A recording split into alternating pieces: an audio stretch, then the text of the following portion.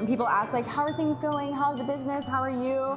Like, you know, your first thing is to be like, fine. But then we're like, no, we're bad. Bad, things are bad. Lauren and Rachel run the flower design company Sweet Root Village in Alexandria, Virginia. At the beginning of 2020, they were expecting their most successful year yet. It was our 10-year anniversary in business. We were at our highest booking level we had ever been for events, and literally within a week, it was gone. Then COVID-19 and stay-at-home orders canceled weddings across the country and crippled the wedding industry. Lauren and Rachel lost 80% of their business and had to furlough their staff, including themselves. We're like, congratulations to us, we made it 10 years.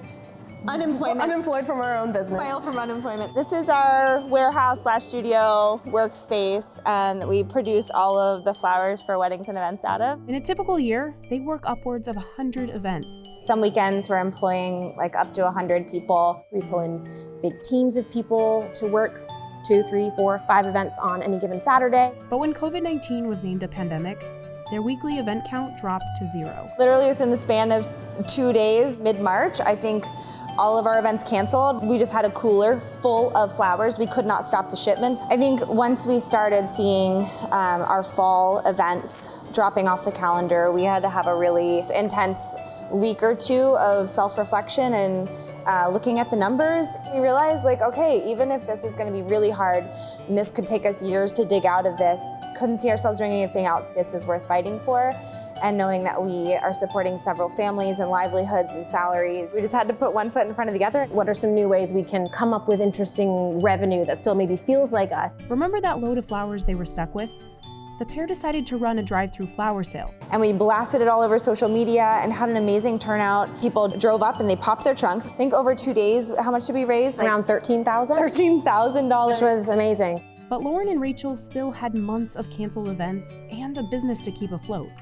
So next, they relaunched their online a la carte shop. Over here, I'm finishing up a centerpiece from our Simply Sweet Root collection, an order placed online to go out as a delivery, and these are all pre-made designs. That's what's fun about our a la carte shop is we're able to experiment, think outside of the box of our typical designs. But not everything they tried worked. The peony sale that we did over the summer, we had some sales, that was great, but not very much. We were like, maybe 50 people will buy a peony bundle. We had like 10. Most recently, they hosted a pop-up farmer's market in Alexandria, complete with a flower installation. These are just all the flowers from our local farm. Here is our Food for Others installation, hoping that people will take pictures, share about Hunger Action Month, and fight to end world hunger. Local artists, ceramicists, bakers, and fellow florists also sold their products from socially distant booths. We invited pretty much just everyone we know. It's a thing to go to right now when we're not able to go to a lot of places. I got some dried flowers. Something we probably would love to do ordinarily, but have never really had the time for it. Suddenly we have the time for it. We wanted to make it happen. The team has also started hosting floral arrangement classes and making bouquets for micro weddings. Over here, we're working on some centerpieces for a wedding, more classic white and green, but hints of blue and blush. So that's really pretty. Use a mirror so I can kind of see what it looks like to someone viewing. Despite all these efforts, Sweet Root Village is still facing huge losses. We are still at an 80% revenue deficit and don't expect to recoup much of that. Luckily for Lauren and Rachel, 96% of couples are planning on postponing, not canceling their weddings. We're hopeful that our spring season can move forward as planned, but we're just kind of taking it one day at a time. We've scaled our business to be the size we are now, stay small to weather the storm. Diversifying is great.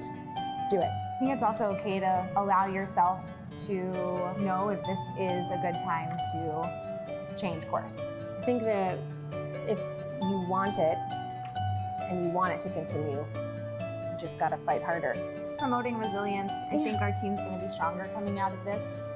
I think we're gonna be like, hey, we can get through 2020, we can get through anything, right?